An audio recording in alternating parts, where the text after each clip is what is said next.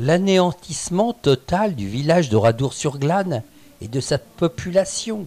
642 personnes ont été massacrées lors de cette journée. La détermination impitoyable des bourreaux élève dès 1944 Oradour au rang d'archétype des massacres de populations civiles.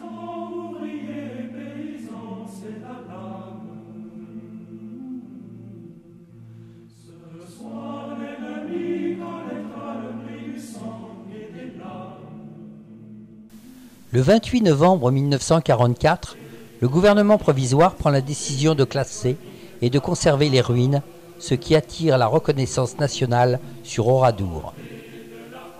J'ai personnellement beaucoup de mal à pouvoir imaginer que des Français trop nombreux ignorent ou veulent ignorer ce pan de notre histoire.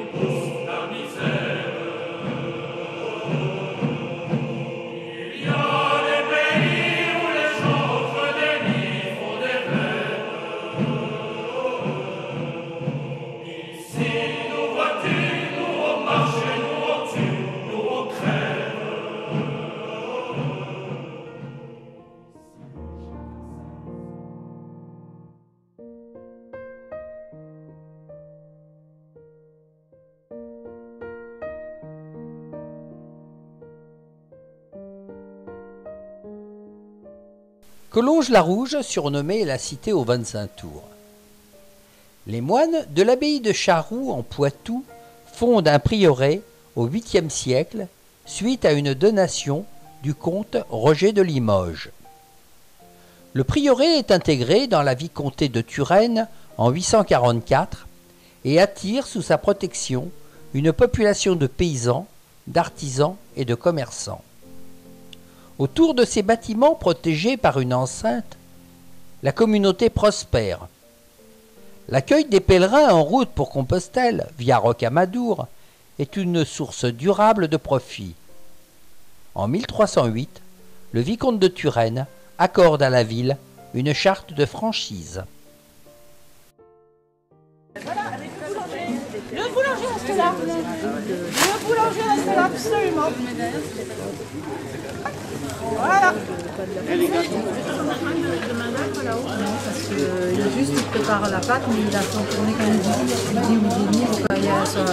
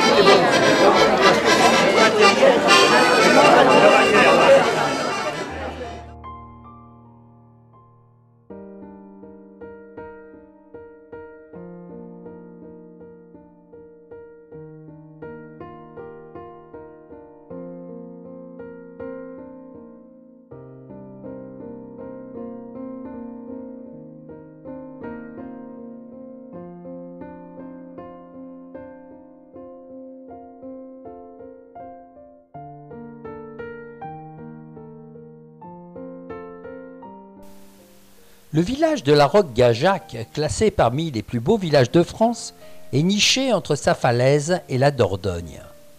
La Roque-Gajac aligne les façades blanches et ocres de ses maisons. De nombreuses petites ruelles mènent au pied de la falaise depuis laquelle on peut profiter d'une vue magnifique sur la rivière.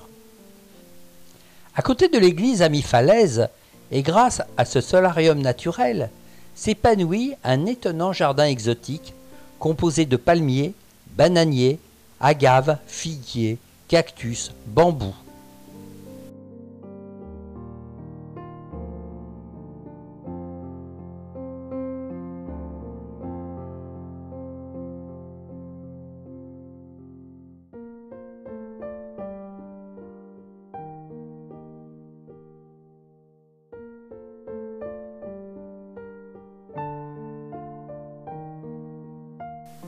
Pour découvrir le village de la rivière, le meilleur moyen est d'embarquer à bord des fameuses gabarres.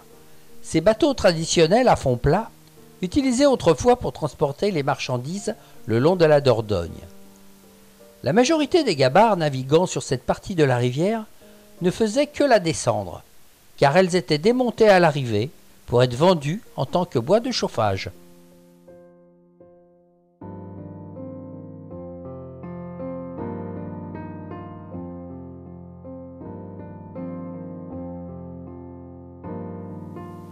Au XIIe siècle, le château avec son bourg castral apparaissent. Le XIVe siècle, c'est la guerre de Cent Ans, où les Anglais et Français se disputent ce site frontière entre deux royaumes.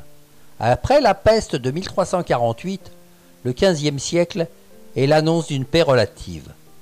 Castelnau devient une place française et un développement démographique et économique s'instaure doucement. Le XVIe siècle est sous l'influence des guerres de religion. Le XVIIIe est sa Révolution française, le château est abandonné, les privilèges sont abolis, les paysans découvrent la liberté.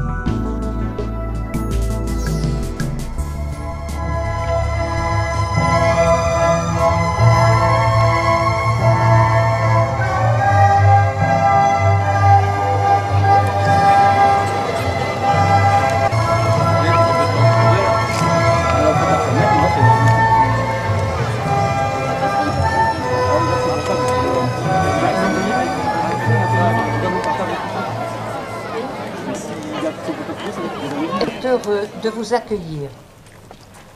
Plus de 500 adhérents de l'association Hier un village participent à cette extraordinaire aventure, commencée il y a déjà 34 ans, et ce sont 3 générations qui se mobilisent pour cette belle histoire humaine avec le même enthousiasme, la même passion.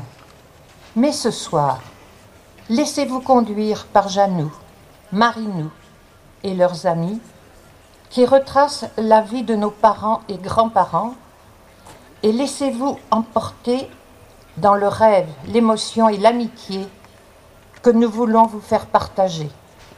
Et que la féerie du son et de la lumière commence. Jean de l'Aveyron. Je suis déjà très vieux.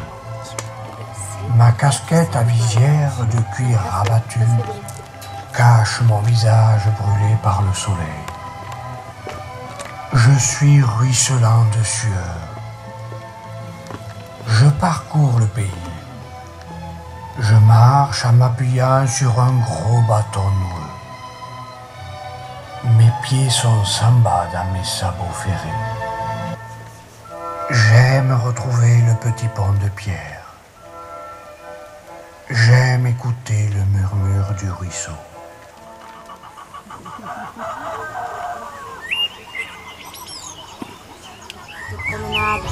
Le château de Pagas est vraiment une belle bâtisse.